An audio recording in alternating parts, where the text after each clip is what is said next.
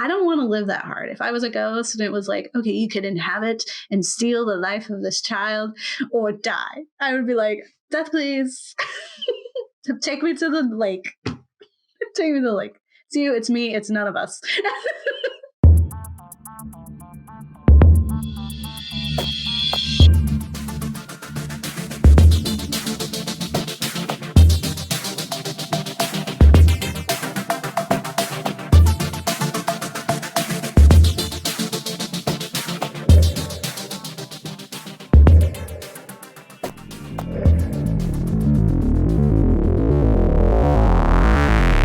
Hello, Poppins. I'm Jamie. And I'm Danny. And we're the Ghouls next door. Because she talks and so we're high in pitched, love. right? Yeah. She does talk like that. She talks very high pitched. Youthful. Yes. And she has a slight lisp. I am mouse. Yes. We're the Ghouls Next Door media literacy show from a horror lens where we explore the real life, historical, and mental influences behind our cinematic fears. And this is our Mike Flanagan series. And we today are talking about his Netflix series, The Haunting of Bly Manor. Yeah. Definitely not the Haunting of Hill House level. I'll say that. Not Super our favorite of his things. Is it the worst one? No. I don't know. We'll get into that, I guess. We'll figure it out. Yeah. I don't know if we're ranking them overall. I would say I don't know if we're ranking them because I don't know if we're like if they're exceptionally bad, you know? It's just like some are better than others. Yeah. And in this one, there's, good reason why we're like, Yeah. You know, pieces of it were interesting. Actors did a good job. But yes, absolutely, flaws. For sure. It's okay. And the actor for Peter is great because he went from being someone that we cared so much about in the first in Hill House to absolutely loathing. In Bly Manor. So like he was good at turning it up with his brogue, his Irish brogue there. He showed like his capabilities as an actor for sure, because he is just so vastly different than his past character.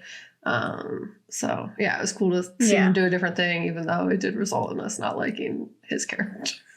Yeah, I mean, it was effective. Yeah, it was effective. He did a good job. I would say Victoria Perdetti is kind of the same. She's a little Nell in this, where she's, like lost little kitten, who's sad. Yeah. She portrays like grief so well in general. Just like, I don't want to niche her to have to be one thing always, but every role that she's in that is very grief focused or just very high emotion focused, she does a really good job in. Yeah, absolutely. Yeah. She could, and I definitely prefer her in You. I think she's great in You. Agreed. But she was great as Nell too. I think she was like, it was pretty young for her.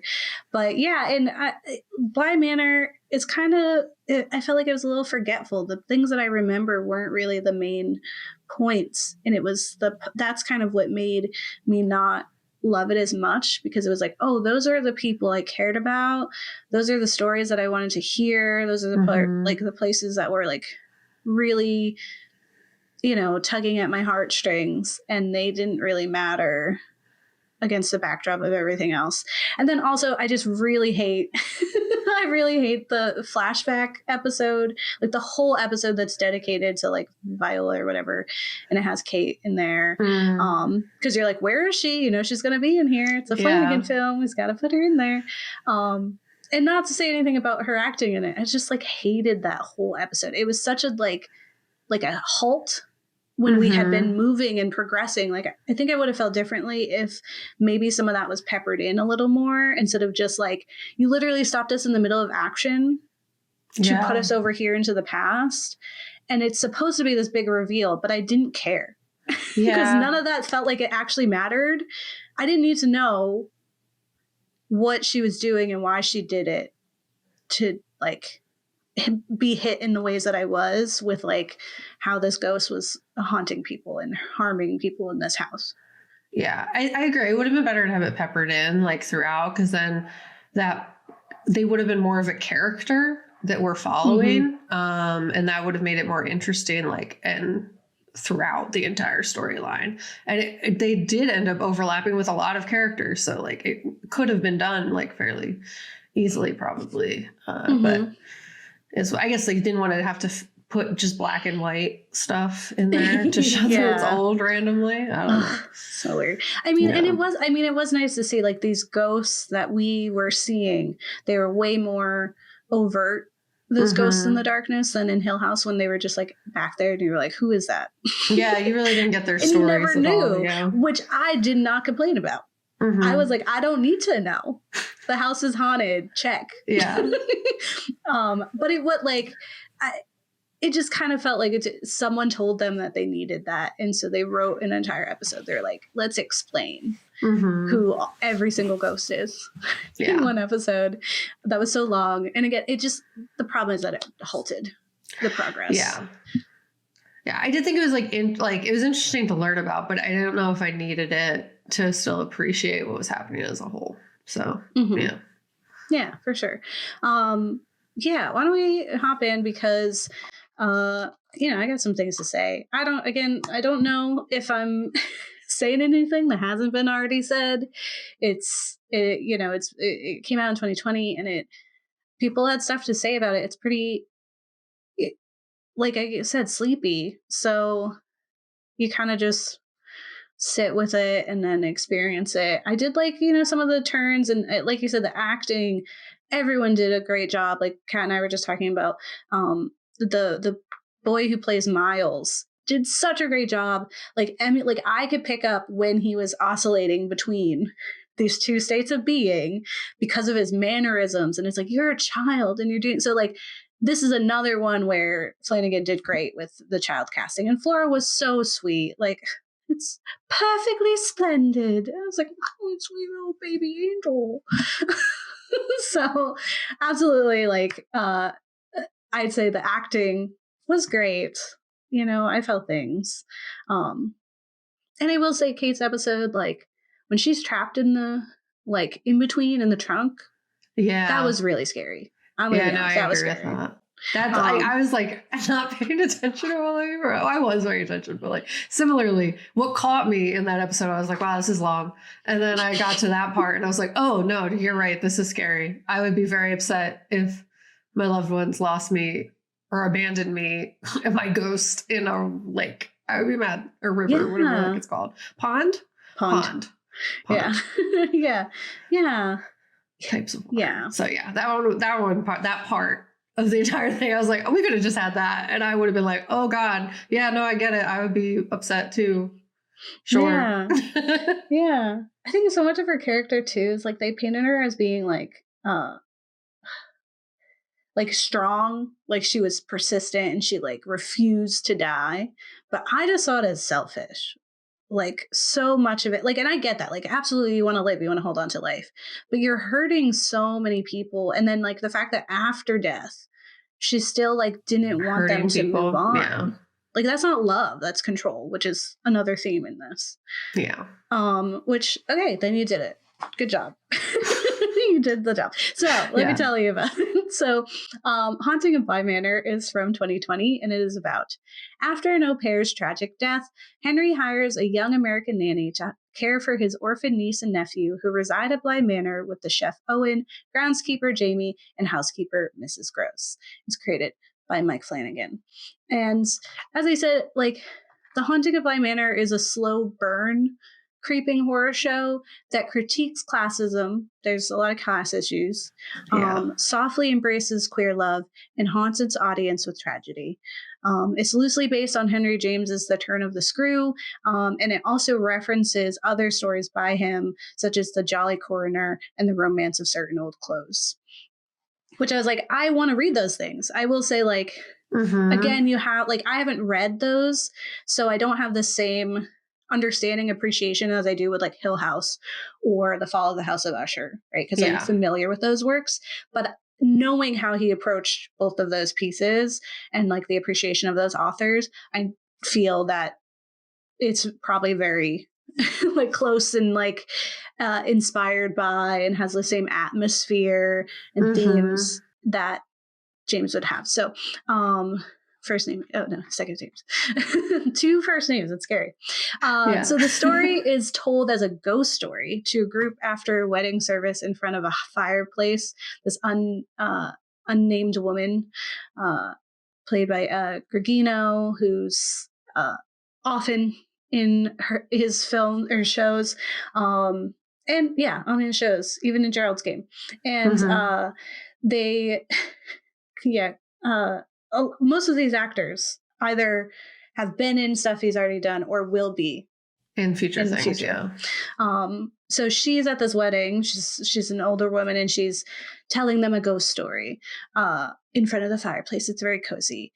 And so she talks about how this American au pair named Danny Clayton is hired to care for 2 orphan children, Miles and Flora, at the remote Bly Manor in England. And as Danny settles into her new role, she discovers dark secrets haunting the manor and its inhabitants.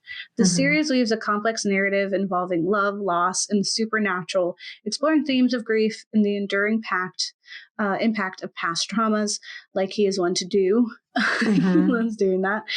This one, I will say, it's a different feeling because this isn't a uniform trauma like that we've all experienced from different lenses. It's everyone bringing in their different trauma and then experiencing new trauma, and then it's. I feel like it's more about how we protect ourselves, and how we can also lose ourselves in that battle of like healing or not healing. So during Danny's stay, we learn of the fate of her predecessor, Miss Jessel, and her abusive partner, Peter, who's rumored at this time to have fled away with stolen money. Miss Jessel took her own life, and that's presumably because of the heartbreak of Peter leaving her for money. Danny, along with the other manor staff, which is Hannah Gross, who's the housekeeper, Jamie, who's the gardener, groundskeeper, and Owen, who's the cook, and they all care for the children while being seemingly haunted by the remnants of trauma endured in this house. They think Peter is back for reasons, and he's just like skulking around. Like there's no, like, why would he do that? Like, that's such a question that I think right out the gate I'd be like, I don't believe you. I guess they paint him as like this monster, and like, but he would be gone. I have all that money. You're never seeing me again. I don't care about you. And Miss Jessel's dead. But they constantly get phone calls, and they assume it's Peter calling because he doesn't know that Miss Jessel is dead. And instead, it's actually the uncle of these kids who's calling because there's spoilers of stuff, which is like the least interesting part. We didn't need that. I didn't need that. Like, you didn't have to tarnish the parents. I don't know why we had to do that. Whatever. I don't know either. Like, he was already bad. Like, he's already rich and a jerk. Like, he already experienced loss, like, and has closed himself off. Like, that's reason enough without adding, like, he's scummy. I don't know. So The Haunting of Bly Manor combines elements of psychological horror, ghostly apparitions, and intricate character relationships, creating a chilling and emotional tale that explores the haunting nature of love and loss. And I think one of the biggest themes here is like the trials of memory, and it being both like a life preserver, like a raft you can hold on to, but also like an anchor that weighs you down. So where Hill House explored family trauma and grief, Bly Manor is a story about love and memory. Bly Manor addresses the power of memories and how they can trap or free us.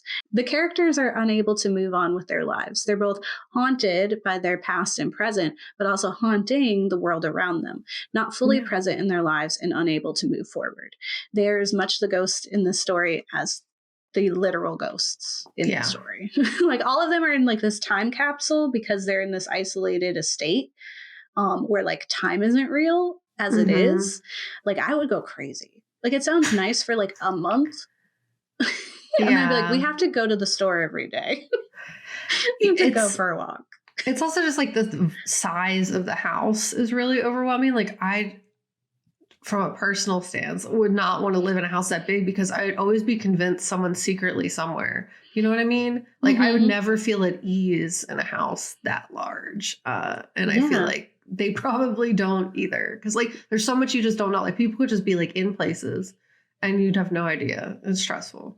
Yeah, and people are in places and they don't know. Yeah. Right? And it's like there's 5 of us here and none of us belong here.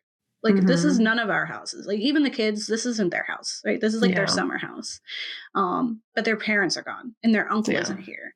So it's like we're all just like randoms in this house alone, 5 of us in this giant estate. Scary. So this like theme of memory and how it keeps coming up within the show. So like we see it with Owen, whose mother passes away during the show after a long battle with dementia. And this is a battle that haunts Owen, who struggles with reconciling his mother's loss of time and information. We see it in Hannah, who through her nonlinear experience of time after death can't keep a hold of what has really happened and what she is fabricating to stay alive, to like hold on, right? This is made even more heartbreaking when we consider how Owen just lost someone who'd often forget or misremember him, and now the woman he loves is losing him too. Yeah. And it's not really talked about. So, and in the end, when Danny has taken on the presence of Viola Willoughby to protect everyone, she fights for her remaining days to hold on to some semblance of herself, her memories, and her potential future. It's in finally acknowledging the loss of this fight that sends her to her own watery grave early. That like, it's almost like she's experiencing dementia. Like she is losing herself and her memories and becoming someone new and someone who's violent too, which is why she takes her own life in a way that like Viola wasn't was too selfish to do in that situation. You know, like she was sick and being like, I refuse. And Danny was sick in a different way. Yeah. And thought that's how she could help. Which disclaimer for all Ghouls listeners, that is not the answer. Yeah. Cool. Just the answer she found. So most often we actually see it in this idea of tucking away. They use this phrase a lot, that those who are being possessed do to save themselves. So there's several characters in this show who get possessed by people who've since died but are stuck here at Bly Manor. And when the possessed being is in their body, inhabiting their body, the real person gets tucked away into memories instead of the sunken place. Like they don't have any idea of what's happening with their body at that time. And so they seek shelter in some history. Dissociation. Yes. Yeah. The children get tucked away into their memories with their mother while actively stuck in the past. They can't move towards a future and they can't heal. And Flora seems to notice this a lot quicker. Like she knows like this isn't real because I'm too old. Yeah. Like I'm older than you saw me to be, which is such a heartbreaking thing for someone who's so little to have. But she seems pretty aware that like, we can't keep doing this. Yeah. This can't be the answer. Like I'm not supposed to have you past that age. Again, super sad and well acted. Trauma and memory are often experienced similarly. We tuck ourselves away to protect our minds, but if we don't confront the reality in the now, we can't move forward. And memories can be both a safe haven and a prison in this way. Like, I guess Peter does it too, like when he just keeps reliving his trauma. So his wasn't even like a fail-safe. It's just like more damaging, like to him. Because it's like, here's what happened. And why you're a little messed up. Yeah. Which is not an answer. Not an excuse. It's an explanation. Not an excuse. There's also this idea of giving up the ghost of loving. That's a new title. Because Bly Manor is also a tale about the difference between love and possession. Like literally with ghosts, but also possessing people. Like having ownership of them in a variety of ways, like whether that's love possession, but there's also like the fact that there's like an ownership of your client, like your help, from these rich people. She's Yeah. like, because that's a background conversation that Peter loves to talk about. Yep. So, but then it's hard to be like, is it wrong because Peter's saying it and we don't like him? Yeah. It is. Both can be true. So characters become so wrapped up in other people that they lose themselves. Every single one of them. Or some of them find themselves in other people, yeah. Like Danny does. So Flanagan in many interviews referenced a quote from David Foster Wallace that says, "Every love story is a ghost story," as inspiration. And in fact, the young woman who is the bride, the beginning and ends and the end caps of the story, says that to what is revealed to be Jamie, Carla Gugino, and says, like, you said it was a ghost story, but that's actually a love story. And I was like, Pieces of it were. We didn't get enough of those pieces, though. Yeah. So we do see this because Danny, through her growing relationship with Jamie, slowly begins to feel okay in her own skin, accepting her sexuality and her right to be loved. She's so guilt-stricken. And she has to work through her grief and guilt, which is manifested as the ghost of her deceased fiance. Sunbell Flanagan, he's gonna put someone with lights as their eyes. He loves that. Yeah. And that's what her fiance did. And I think the biggest part of that isn't so much that, I think, yes, it's guilt and grief, but I think it's the lack of closure. And it was in such a pivotal moment of her life. Like, we don't know if he would have, I think his reaction really was like, you're breaking my heart. My whole life I was, you were my everything, and you never told me that it wasn't right, which is totally fair, right? And it's also fair to understand that Danny didn't know.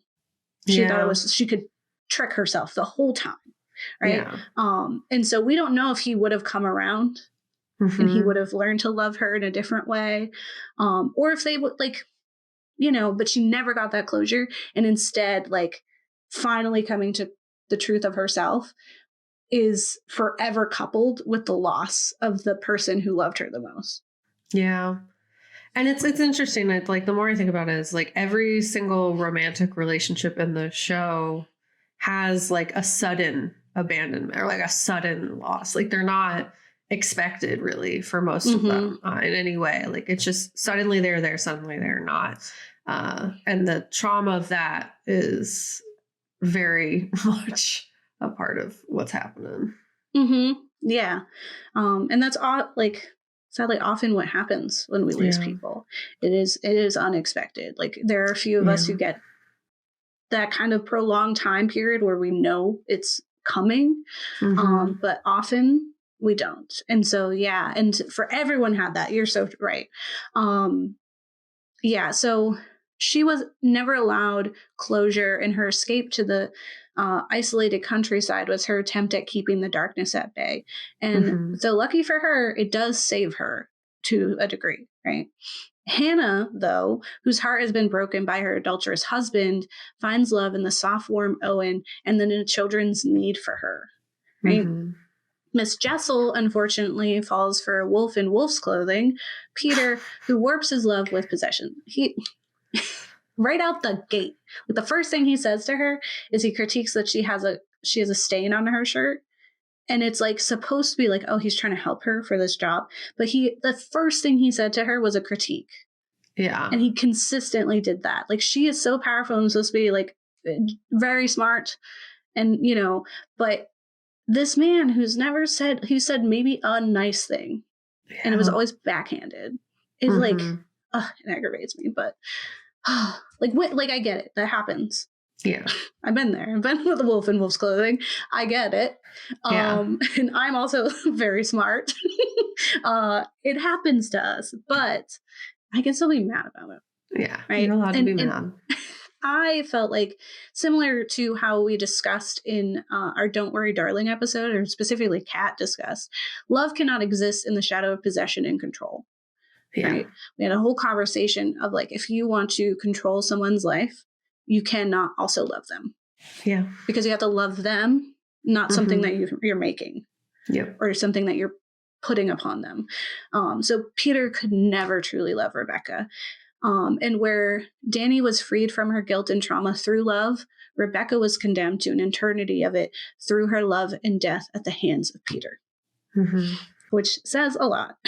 Like when we look at what characters get to have even kind of love and which characters don't. The series ultimately invites viewers to contemplate the enduring impact of love and the inescapable nature of our memories, emphasizing the bittersweet and often haunting interplay between those two fundamental aspects of the human experience. I also, because it would not be a Ghouls episode without discussing a very big flaw that we had. Yeah. Like after the tangent I had in Possessor, and I've had in many other pieces of media, and in Don't Worry, Darling, I would be remiss, right? I cannot go through this episode of Ghouls with my media literacy glasses on and not discuss the glaring flaws in plot regarding the two Black women in the show, right? And though phenomenally acted, right? Like Tania Miller, love her in anything. She cannot fail. Like she walks into a screen and I'm like, okay, you win. I'm on your side.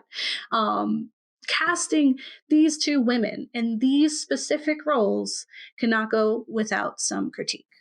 Yeah. Right. It's just like you have to make it like we can't have colorblind casting. And I get it. Like Tania Miller took this role because she was like, I really liked the twist. I liked how beautiful of a person Hannah was. And her episode 5, tends to make episode 5 really traumatic. Really is a well-crafted episode in its like non-linear storytelling. It's very heartbreaking. It's a crazy reveal. But like, did it have to be? It's just, it's upsetting. And again, I have not read The Turn of the Screw. I don't know what happens to people in there. But for a Black woman to play the saving grace of self-serving white aristocracy proves that in regards to the creation of diverse storylines, old habits have yet to die hard. The savior syndrome attitude rehashes the same plot device that disregards the Black individual as deserving of any other arc except to save everyone else. Shares Monica Estrella Negra in their article, Hannah Gross remains one of the most compelling yet heartbreaking characters of Bly Manor on Sci-Fi. I found quite a few articles and discussions, people who are like valid in their anger at this. And that's not to say like you can't enjoy the show. I think this is a little different than like Possessor. Possessor like really left a bad taste in my mouth immediately. This one, it was like, oh, that's a shadow over this entire experience.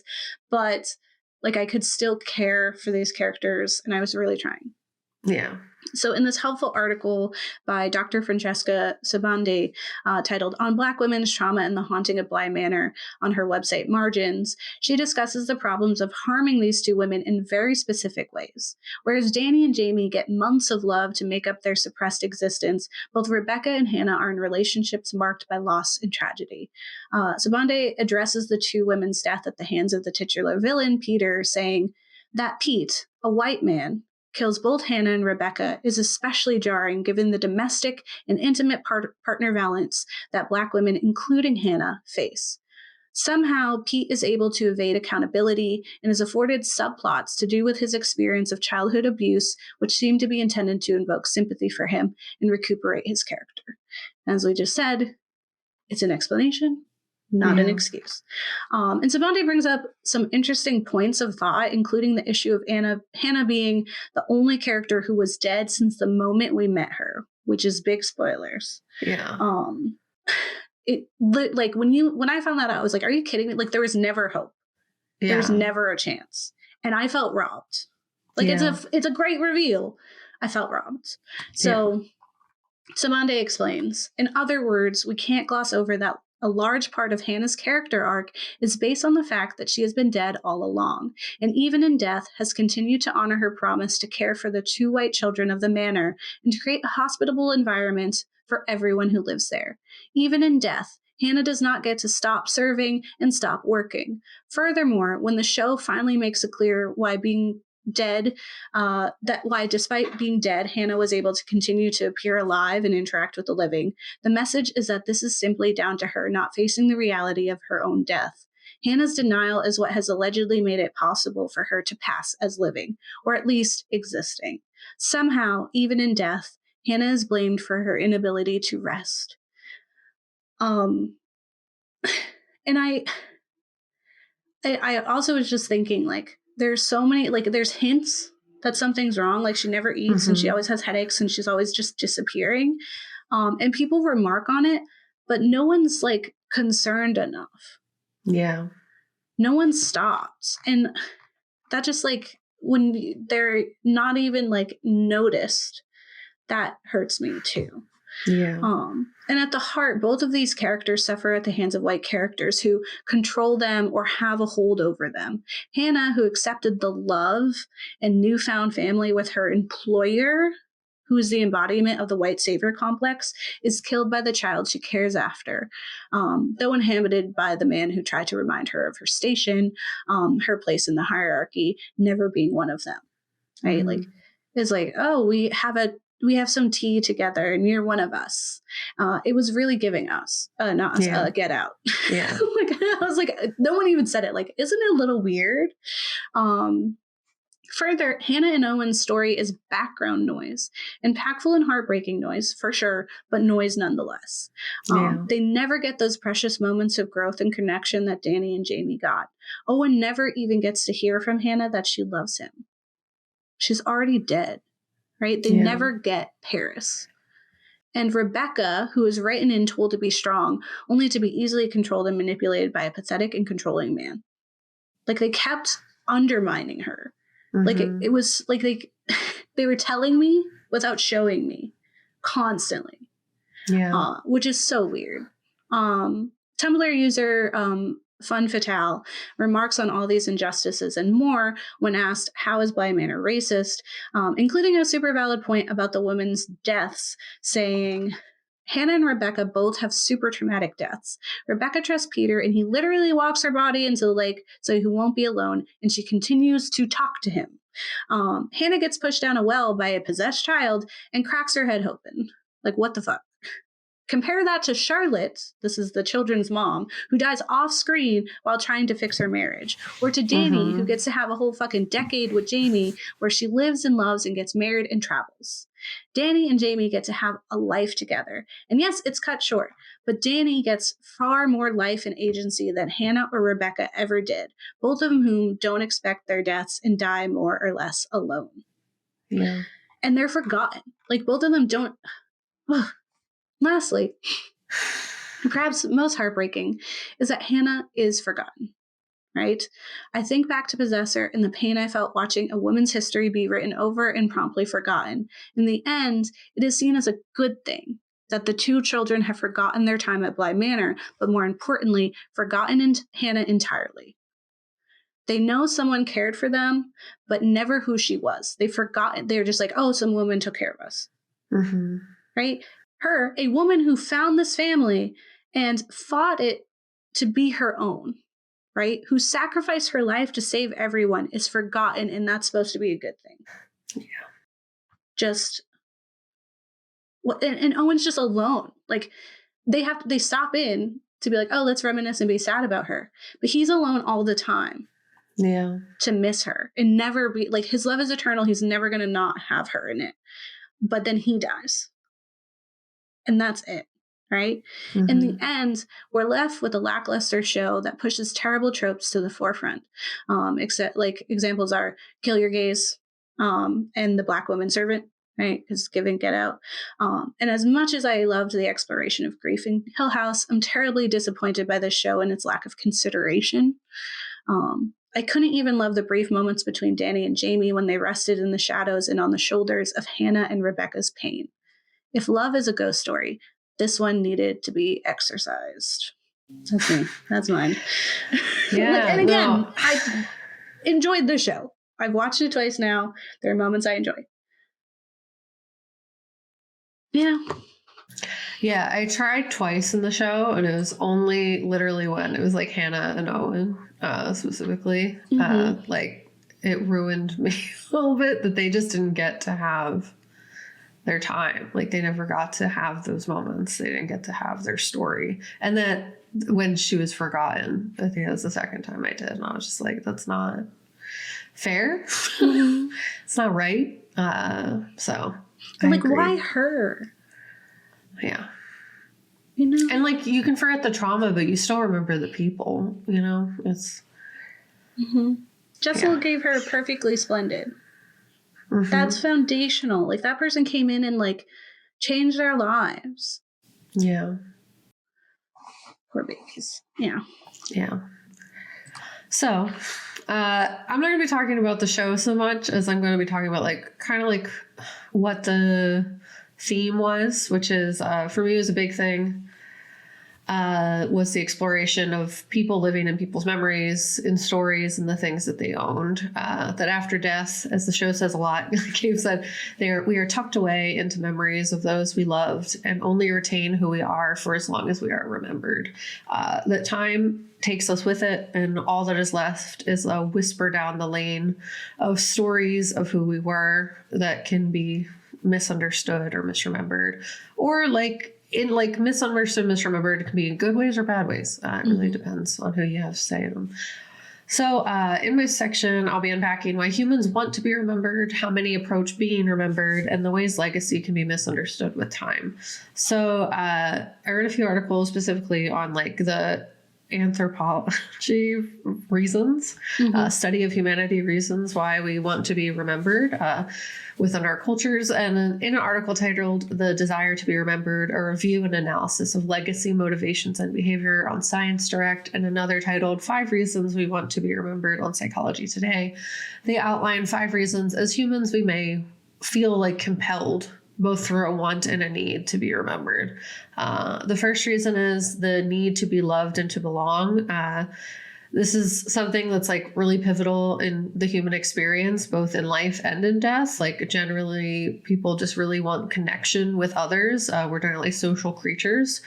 So as people generally seek out community and social connections in life, they do so mutually, in theory, in death. And the want to maintain this connection extends past the existence of us. So they say that the scientists point out that for some people, the wish to be remembered positively after death may simply be a psychological artifact of a strong wish to be liked by others while still alive. That our desire for connection and energy that our desire for connection and the energy and emotion that went into that transcend our lives. So, all the people we meet, we want them to remember us. And we want to have enough connections and friends and family and people to know who we were for however long that may be. The second reason is making life better for their children or grandchildren. Generally, the idea here is to be remembered positively or negatively. Both have consequences after a passing. Someone who lived a life that was notoriously harmful or even misunderstood can negatively impact the relatives that continue living after the death of that family member.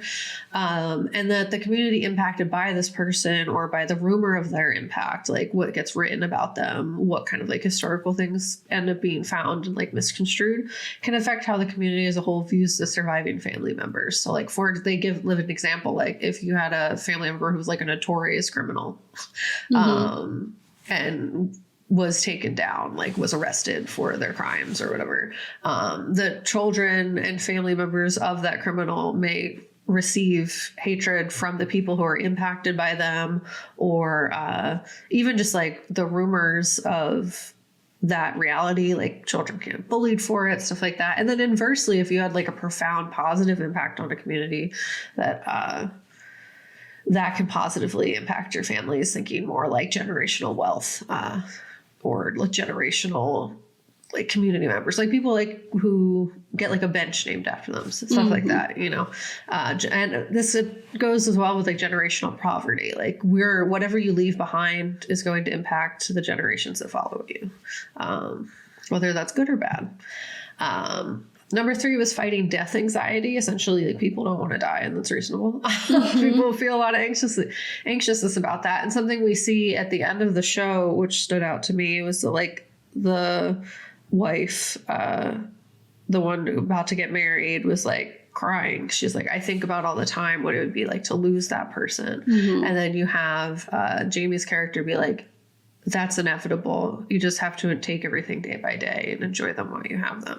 And that's like a truth about life. So a lot of people feel a lot of death anxiety because they're scared of the possibility of loss. And this is increased even more when you have someone, like if you've already experienced loss, that it's more in the forefront of your mind. So as a way for fighting death anxiety, the idea of securing a legacy or preparing for one's inevitable death can alleviate this anxiety, as well as like some people do this through religious or spiritual beliefs, and others do it through monetary or symbolic methods. So they say leaving a legacy similarly could help fight off death anxiety by granting a sense of what scientists call symbolic immortality. So by leaving behind something of great value, people create a memory that outlives themselves and gives them a feeling that their existence has mattered. And it all just stems from the desire to have your life mean something, and that is more of like an individual's perception of what's happening. And then some people hold value in different things. But books like The 5 People You Meet in Heaven, I remember that was like really impactful to me when I was in high school and I read that. Speak to this and the human's desire to know the meaning and purpose of their life, and that they need there to be one. That they need, if they're not remembered, they need their life to matter for something. So for example, like The 5 People You Meet in Heaven, the whole thing there is that like, you impact people in ways you don't even know, that you don't even have knowledge of. So that kind of stacks and has impact on people who you have no idea you did that with in a positive way. So like you could have just like pushed your cart back to where it was supposed to go at the grocery store, and unknowingly to you 20 minutes later, that saved someone from getting hit by a car, you know, like stuff like that. Like you just don't know the impact of your life. So the idea of like that in death, you'll get some sort of purpose, or you'll get some sort of knowledge of what it all was for, is something that can grant people peace, essentially. Telling a story is another one. Another reason for the wish to be remembered after death that is identified by scientists is the wish to tell one's personal story to future generations. People often see themselves as their protagonist of their life story. We forget that other people have their own protagonist feelings, you know what I mean? Like everyone thinks they're the protagonist. So similar to a leading actor or actress in a movie, we all kind of think that we're the hero of the story. Not everyone, but like lots of people. Enough that they made science about it. So this life story develops over the years and helps people in understanding significant life events and challenges, kind of tying back to like, you just want your life to mean something and you want people to know that it meant something. So essentially in psychoanalysis, there is a concept of generativity, which is the wish to guide future generations as well. The scientists point out that generativity may also be a major reason why people want to be remembered. So for example, writing a biography, giving a moral or advice-based lesson for future generations gives the idea of you're having a lasting positive impact. You've changed the world in some way, and someone will know you were here. And the last one is making it easier to imagine the future. Essentially, people don't know what a future without them would look like. There's like animes and stuff made about that. So like Yu Yu Hakusho, the whole thing is that he's like, no one would miss me. And then he finds out people would definitely miss him. And he's like, whoa. And there's like so many, not even just animes. There's a lot of animes where you get isekai'd and you're that. Or just like stories in general where that takes place. What is that one? It's like a Christmas movie. And he thinks he doesn't matter, and then he dies. It's a Wonderful Life. Yeah, It's a Wonderful Life. There's like so much media that revolves around that idea that like people just don't know what it would be like. Christmas Carol. Yeah, exactly. So people don't know can't imagine a future with them not in it anymore. And death results in a permanent absence of consciousness. So no matter what someone experiences, their absence of consciousness is really hard to understand. So by leaving a legacy behind, you're ensuring that people remember them forever, consciously. And it may be easier for people to imagine a future with which they're at least remembered so that they still exist in some way. So in another article that was pretty depressing, I'm going to preface that. It's a depressing article because the title is, You Will Likely Be Forgotten Soon After You Die. on Medium. They discuss the length of time a person is on average remembered when they haven't been granted the power or privilege that many well-known people are. On average, it is said that it takes 2 or 3 generations for someone to fade entirely from the familial or public memory unless they are recorded in some sort of history book or taught about in some way. That's why a lot of people, like, in their grieving process, like I know for my own like personal journey with that is like, a lot of my creative stuff has the people that I've lost in it, in the hopes that if someone reads that, someone else knew them. You know what I mean? It keeps them alive in some way. So the same idea is here, that without some sort of legacy to leave behind, if they were not successful in that, sometimes people think like the children of that person's duty is to preserve that legacy. Or sometimes it's just a personal feeling. So, on average, it says it's 2 to 3 generations. And the article describes this passing of time and the exit from memory as a second death. We see this a bit in Bly Manor in that even if the spirits continue on at Bly, their faces, their motivations, and who they really were fade from memory. All that remains is the energy that they left behind, like the impact of their actions that are all kind of like obscured. Like we don't know the whys unless we're told, which we do get in the show, but like a lot of them for like the bulk of the show until we get to like episode, I think like before the last one, where you're just like, wow, what's happening? Why this ghost so mad? You know, why they murdering everybody? So yeah, you get like the continuation of the impact of that person, the harm that they caused or whatever, but you don't get them anymore. You don't really get like who they were as a person. So they continue on to say, it's worth noting that some people may be remembered for their contributions or impact on the world, such as historical figures, leaders, or people who have made significant contributions in their field. But for the vast majority of people, they will be remembered by only a small circle of family and close friends for a finite period of time before they too pass on and are forgotten. That while this is depressing, that's me saying that part. While that is depressing, it can be recognized that when people either exist socially, continue to make art, write, make science, some other kind of creative field, they're all likely to be remembered in the subsections of those communities longer than within just the family structure. So like, if anything, it's like motivation, like go write some stuff, write a diary. Because, you know, sometimes diaries get picked up as historical evidence of what that time period was like. So things that can be left behind and found by later generations lead to a legacy being maintained, although sometimes misunderstood with the passage of time. So from a historiography standpoint, keeping writings from a lost loved one can be the really great way to preserve their consciousness without them here, seeing their handwriting, reading their words, seeing the way that they saw the world. So it's like anything that they created. Keeping those things is like a way to preserve that kind of memory of them. And from a history standpoint, hundreds of years from now, they could find that thing and be like, humans during this time did this. And you might not have your name there, but somebody remembers you, even if it's in this obscured way. So even the mundane could be studied by future historians to get a better understanding of what the world was like while we were alive.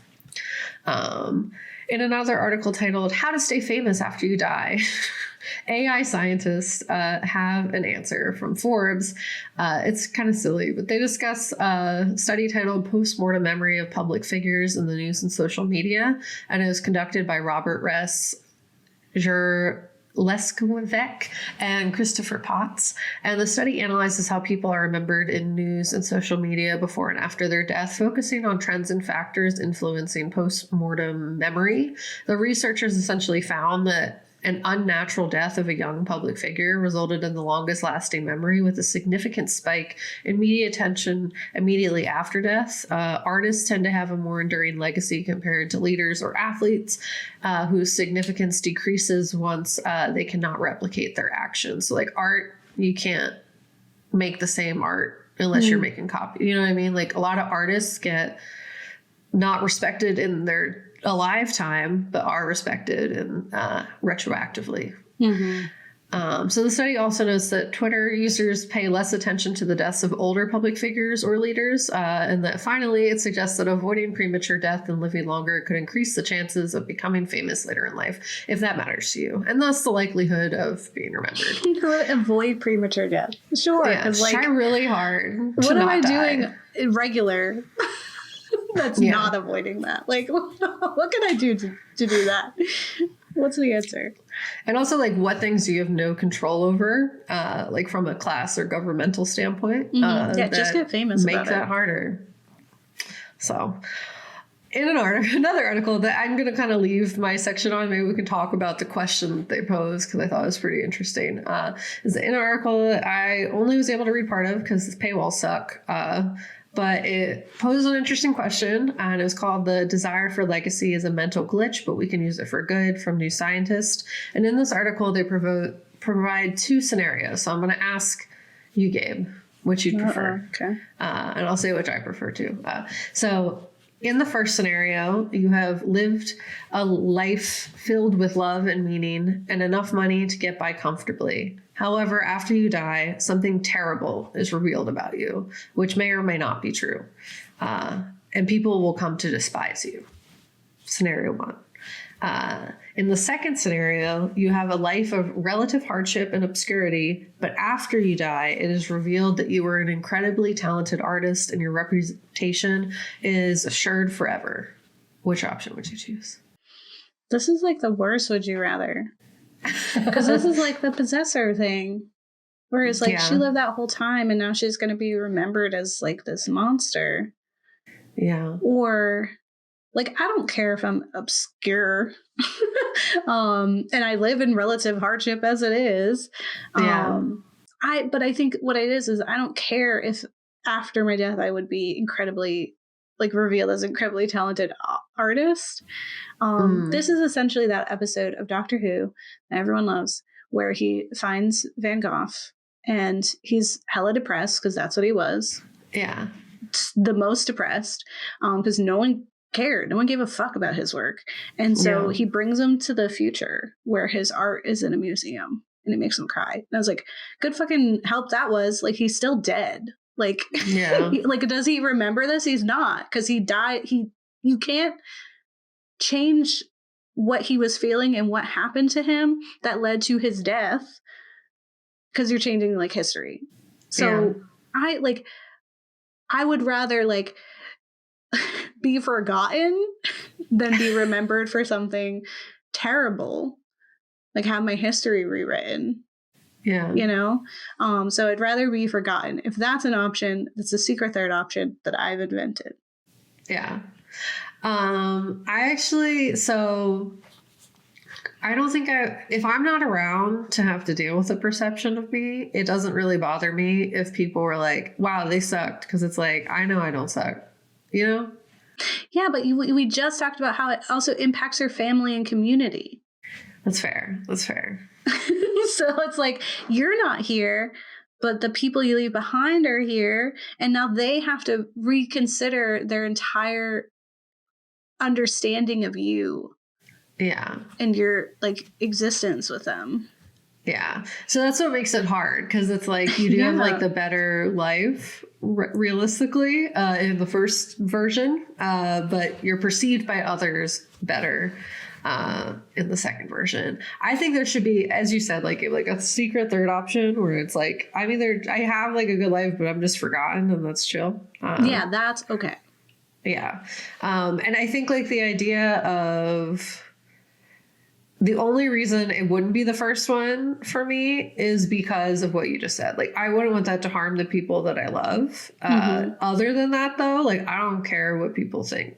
I'm trying to work on not caring what people think. I actually deeply care what people think, but I'm trying to not do that. That's part of like the unmasking and the healing that I'm trying to do.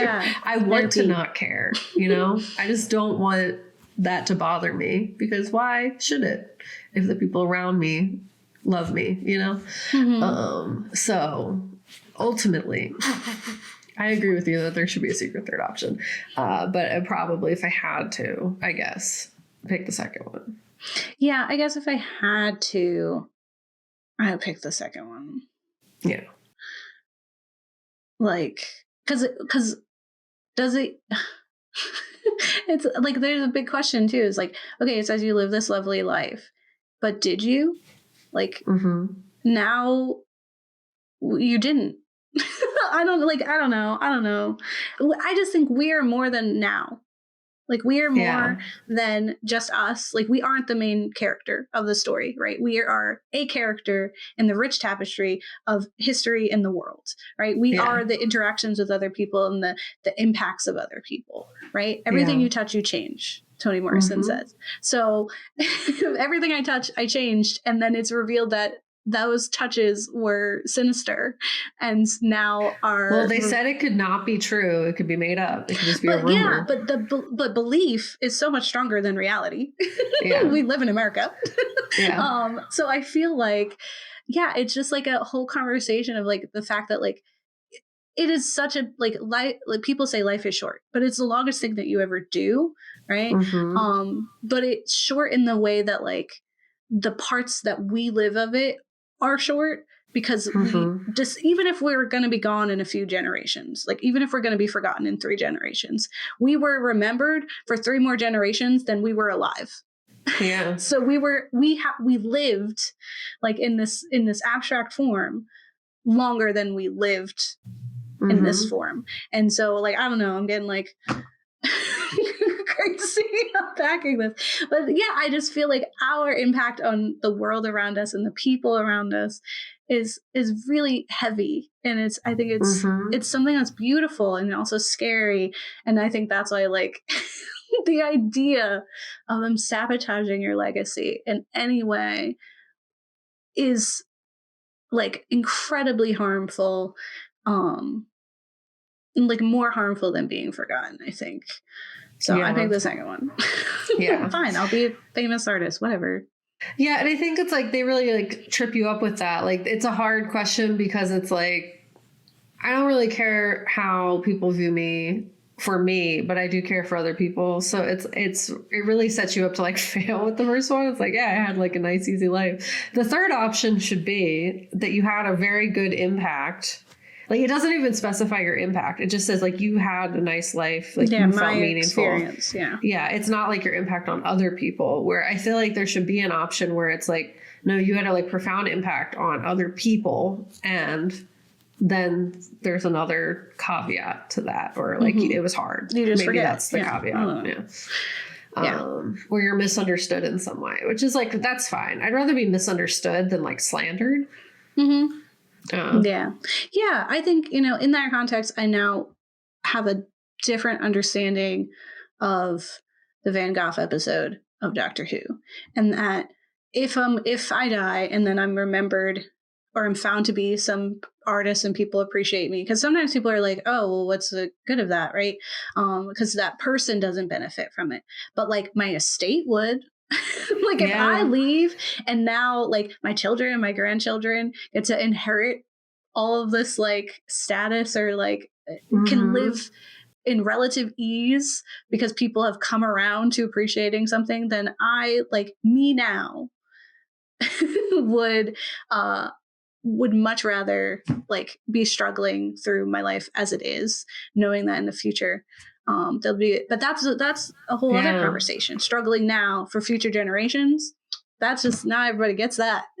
Not everyone understands that is the key. We're supposed to be planting trees that we're never going to see grow to their full potential, but our children and their children's children will. And I think the issue with the question is that you're revealed to be a talented artist whose reputation is assured, where it's like, I need my impact to be assured. Then I would definitely confidently choose the second one. So if you pick the second one, though, you weren't alone. That's the moral of the story. That's apparently what most people pick, actually, when asked this question through the thought experiment. Yeah, because I think like there's this understanding of like, oh, well, like, I think, just like, I think it hurts so much more if you're like twisted. Because like you were saying, like all of those points that you're saying, like that lead us to want to be remembered when we're dead. Like, Yeah. Every single one of those is tied to the fact that we're remembered in some positive way. Like we want to make an impact. We want to stay around, even if it's like our mundane regular lives. We want them to be remembered in some way. Like that just innately like exists in us, this desire. So of course we would pick that. Yeah, and they even go on to say in this article that if most people want to be remembered in a positive way, if this was nurtured in the correct way, which currently it's like kind of an issue because you have it in a capitalistic lens where people misinterpret what positive is. And they're like, I'm just going to give my family all this money and no one else has money and we'll make dragons. I love that for us. Yeah, that's not. But if we're looking at it, if we nurture it in like a positive way where it could be used to leverage long-term global issues, as you were saying, plant trees we'll never see so that the generations in the future can fucking breathe. We could cure climate change and biodiversity and all these other things that the planet is on fire. We could stop it from being on fire and that'd be cool. I would love that for us. I'd love that. Not for us personally, but for our future humans. For like the us. The future of the planet, not even just humans. I just want cool little cats and animals and other things to be living their safest, best life. Yeah. So I think that was great. That was a great question. you sent me on a spiral. I didn't know I was going to be in. In a way that the show wasn't doing. So I'm thankful for that. And I like the show itself was fine. I think there was some really great moments in it. I loved being able to see a queer relationship on screen and that they did get time together, even though it was a kill your gays trope. So they always got to die, right? I hate that. Yep. But this is a horror show, right? So people we knew going in that death was going to happen. Yeah, people were not going to be happy. Although Hill House kind of teased out there was like a relative happiness. I think that's what it is in all of them. It's never like a happy ending. It's just like we persevered. We're gonna pick up. We're going to pick ourselves up and move on, and we're going to be thankful that we're here kind of result, which is great, and I did really love, those moments between Hannah and Owen, the few that we got, like they were so sweet, and I just love seeing Rafi. And I look forward to seeing them again. I love that this like ignited like Twitter and other places to really thirsting after him. Yeah, because they should have been an ice on bait the whole time. I was like, he's hot. What are you talking about? He's the cutest man that ever That's was. my sheriff. They can't accept him. Like in one time. So next week we'll talk about midnight mass. Yep. I don't know why that took me forever. And then we'll close it out with the fall of the House of Usher. So let us know what your favorite Mike Flanagan series is. We're obviously not covering them all and not all his movies and all of those things. Let us know which scenario you want. Yeah. Which one would you choose? We'll let scenario this be 1 and 2. A social discourse of... We'll use this as data. It's science. We'll contribute to it. Yeah. Let us know. You can send us an email. ghoulsnextdoor@gmail.com. Let us know your thoughts. And don't get married. Don't eat your kids. Or they possess your kids. Yeah. They try to live in your kids' bodies. And also, like, what do they get from that? Like, how do they actually leave, Because are they she children didn't leave. Now? She couldn't leave. Yeah. I know, that's what I'm saying. It's confusing. And also, it's like, are they going to still be in love as siblings? Because, ew. That's gross, yeah. Yeah. And children. Because I think that's the whole thing is, like, he didn't want to. He doesn't care about her. Yeah. And I think it was more like they're young so they get to live a long time, even if they are stuck in this one place. Like, you don't get to do anything. Like, I don't want to live that hard. I don't want to live that hard. If I was a ghost and it was like, okay, you could inhabit and steal the life of this child or die, I would be like, death, please. Yeah. Take me to the lake. Take me to the lake. Yeah. See, it's me. It's none of us. It's none of us. Yeah. You're you. I'm me. Excellent. Love that for both of us. We aren't codependent. Codependence is a problem. Don't do never that. heard of her. Yeah. Yeah, I agreed. Well, bye. Bye.